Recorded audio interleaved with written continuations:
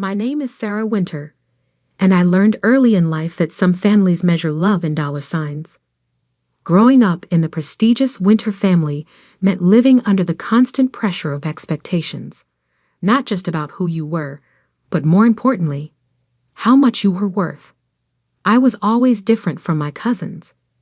While they chased corporate dreams and fought for positions in the family's investment firm, I saw a different path. Energy infrastructure fascinated me. The intricate systems that powered cities, the potential for sustainable solutions, the way everything connected. But in the Winter family, if you weren't in finance or real estate, you might as well not exist. Another crazy idea, Sarah, my cousin Marcus would say, his voice dripping with condescension whenever I tried to explain my passion for renewable energy. I suppose someone has to read electric meters for a living. The annual Winter family Christmas gathering was always a parade of wealth and achievements. This year was no different as we gathered at Uncle Philip's mansion, a sprawling estate that screamed old money and privilege.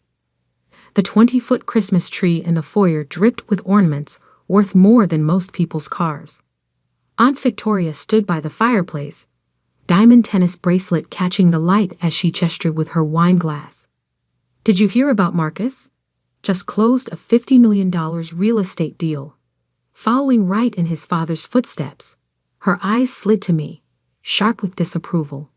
And Sarah, are you still doing that? What was it again? Something with power plants. I took a slow sip of wine, remembering the contracts sitting on my desk at home. Contracts they knew nothing about. Yes, Aunt Victoria. Still working in energy. My cousin Olivia, fresh from her promotion to VP at Winter Investment Group, snickered. God, Sarah, don't you get tired of being the family charity case? Even the cleaning lady drives a better car than you. I glanced out the window at my modest Honda Civic parked among the Mercedes and BMWs. They had no idea that I chose to keep driving it even after Winter Peak Holdings, my company, had acquired its fourth power utility. Speaking of charity, Uncle Philip's voice boomed across the room as he joined our little circle. It's time for the gift exchange. Though Sarah, dear, if you couldn't afford to participate this year, we understand. The room fell quiet as everyone turned to look at me. This was their favorite part. The annual ritual of expensive gifts that served as a measuring stick of success. I watched as Olivia unwrapped a Cartier watch from Marcus, as Aunt Victoria exclaimed over a first-class vacation package from her husband. When it was my turn, I handed out simple cards to each family member. It's not much, I said softly, playing my role. Just something small to show I care. Marcus barely glanced at his card before tossing it aside. How thoughtful. A card. Maybe next year you can afford actual presents. I saw my card flutter into the wastepaper basket, and something inside me hardened. They had no idea that those cards contained information that would become very relevant very soon. You see, while they were busy mocking my career choices, I had been quietly building an empire. Winter Peak Holdings now controlled power utilities across 3 states. Tomorrow, the announcement would go public. We had just acquired Evergreen Energy, the company that supplied power to this very mansion. And with that acquisition came something interesting. The discovery that the Winter family's various properties had been grossly underpaying for electricity through a fraudulent billing scheme orchestrated by Uncle Philip himself. I excused myself early from the gathering, citing work obligations. Of course you have to leave, Olivia called after me. Those electric meters won't read themselves. As I drove home in my trusty Honda, I smiled, thinking about the letters that would arrive with their January bills. Detailed audits of years of fraudulent billing, demands for back payment with interest, and notification of new ownership. Soon they would learn that the family's charity case now held the switch to their lights. But that was tomorrow's drama. Tonight, I had contracts to sign and an empire to run. The power company acquisition was just the beginning. I had spent years building Winter Peak Holdings from the ground up, careful to keep my name hidden behind layers of corporate structure. Not out of shame, but because I knew this day would come. The day when my family's mockery would finally meet reality. Let them laugh at my Honda. Let them sneer at my simple gifts. In less than 24 hours, they would learn what real power looked like. And it had nothing to do with the size of your Christmas tree. The morning after Christmas dawned cold and bright.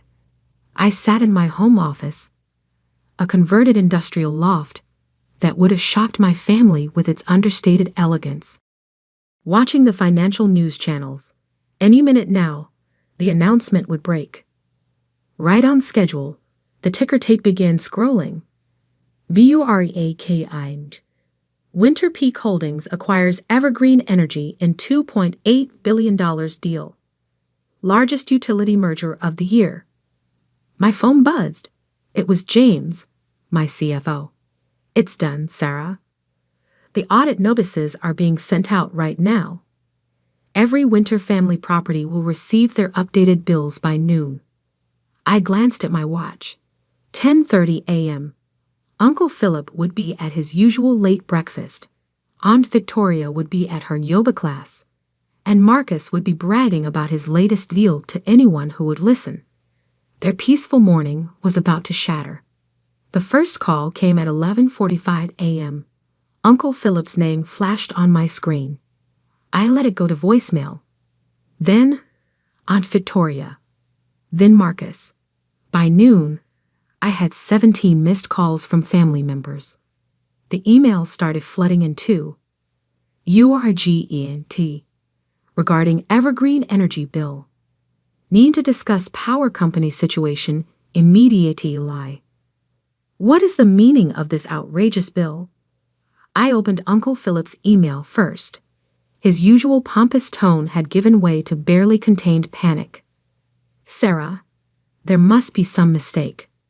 We just received a bill from Evergreen Energy, now apparently Winter Peak Holdings, claiming we owe $847,000 in unpaid utilities and penalties. This is obviously an error. Call me immediately. Attached was the audit notice I had personally approved.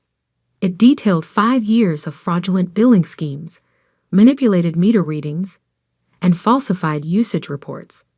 Everything was meticulously documented, every number triple-checked. At 1 p.m., my office phone rang. The receptionist's voice was amused. Ms. Winter, your cousin Marcus is in the lobby. He's quite insistent about seeing you. I straightened my blazer and smiled. Send him up.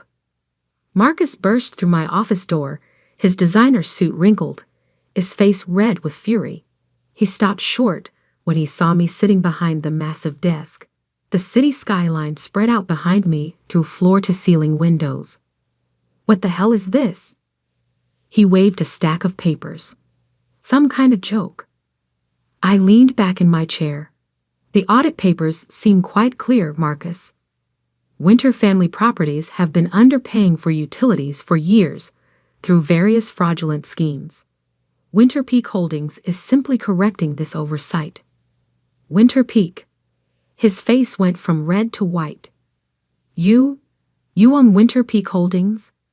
Founded it 6 years ago, I said calmly. Built it from the ground up, while you were all laughing at my career choices. He sank into one of the visitor chairs, papers slipping from his fingers. The card? At Christmas. It was a notice, wasn't it? A courtesy heads up. I did try to warn you all, in my own way. Marcus ran a shaking hand through his hair. $800,000. Uncle Philip will have a heart attack. Actually, I pressed a button on my desk, and my assistant brought in another stack of documents. That's just for the main house.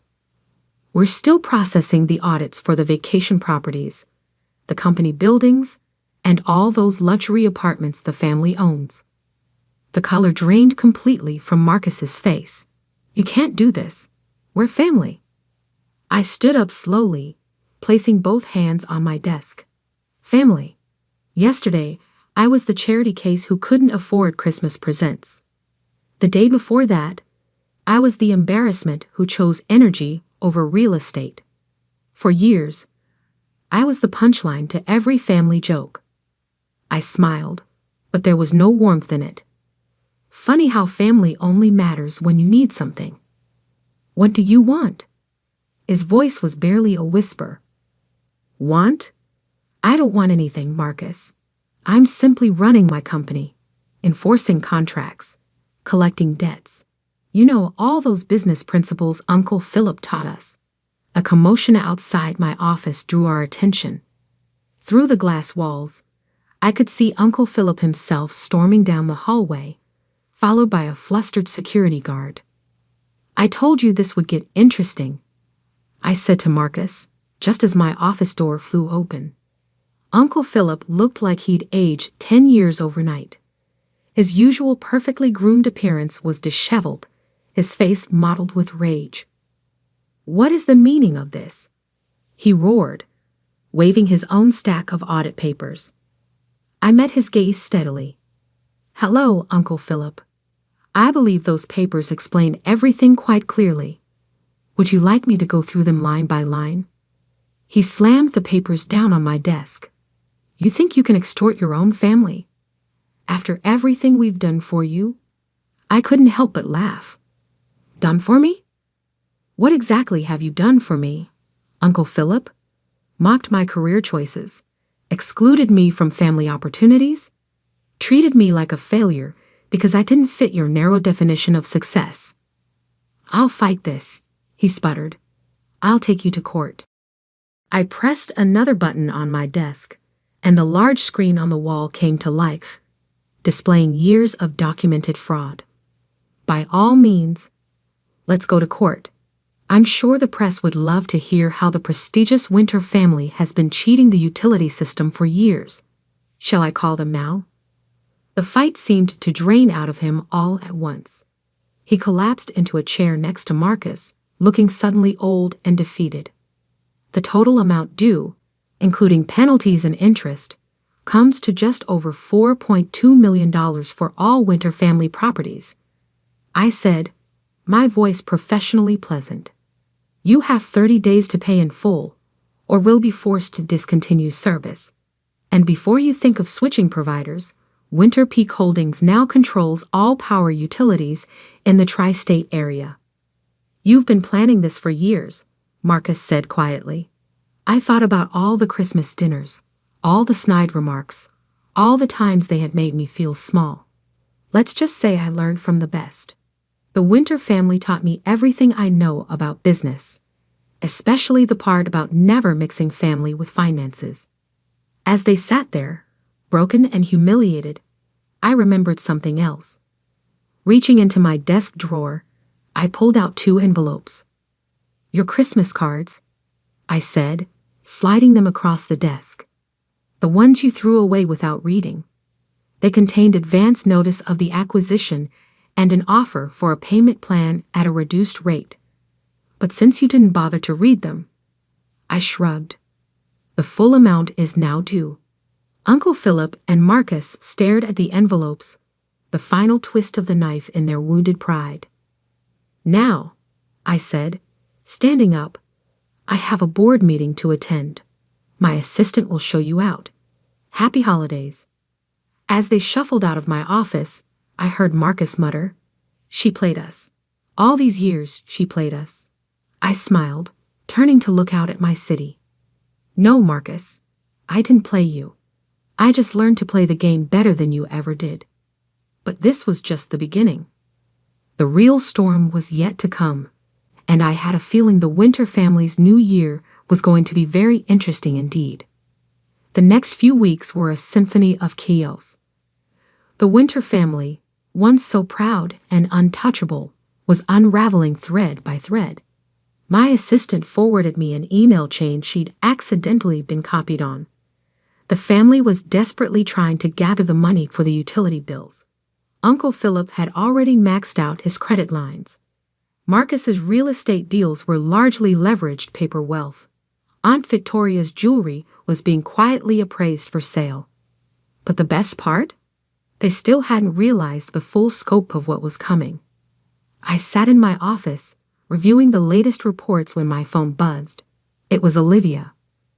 "We need to talk," she said, her usual smugness replaced by barely controlled panic. "The Winter Investment Group's accounts. They're frozen." I smiled, spinning slowly in my chair to face the city skyline. "Oh, that's concerning. Don't play dumb, Sarah. This has you written all over it." She was right, of course. The utility audit had been just the opening move.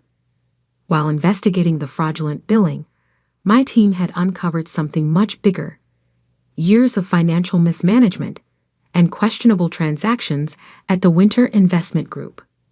As a major utilities provider, I said calmly, Winter Peak Holdings has a legal obligation to report any suspected financial irregularities we discover during our audits. The SEC is very particular about these things. The silence on the other end was deafening. "You," Olivia's voice cracked.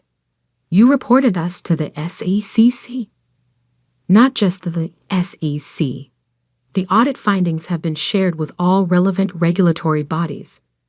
I believe the FBI's Financial Crimes Unit is particularly interested in some of Uncle Philip's creative accounting." Another call beeped through. Aunt Victoria. I put her on conference. "Sarah, darling." Her voice dripped with desperate sweetness. "We need to discuss this like family. Surely we can come to some arrangement." Family. I repeated the word thoughtfully. Funny how that word only matters when you need something. Last Christmas, I was the embarrassment. The charity case. Remember? "We were just teasing," Aunt Victoria protested. "You can't destroy the family over some hurt feelings." "I'm not destroying anything," I replied coolly. "I'm simply running my business and following the law. Isn't that what you all taught me? Business is business?" The next day, headlines exploded across financial news. Winter Investment Group under federal investigation. Winter Family Empire faces multiple fraud allegations. Winter Peak Holdings CEO uncovers multi-million-dollar utility fraud. By evening, my office lobby was filled with reporters. Everyone wanted to know how the quiet winter cousin had built a power company empire right under her family's noses. How the supposed failure had become the one holding all the cards. I scheduled a press conference for the following morning. It was time to step fully into the light. The conference room was packed. Cameras flashed as I took the podium, dressed in a power suit that cost more than all the Christmas gifts my family had ever given me combined. "Good morning," I began, my voice clear and strong. "I'm Sarah Winter, CEO of Winter Peak Holdings. Today, I want to discuss our recent acquisition of Evergreen Energy and our commitment to corporate transparency and accountability." In the middle of my speech, I saw them slip into the back of the room: Uncle Philip, Aunt Victoria, Marcus, Olivia.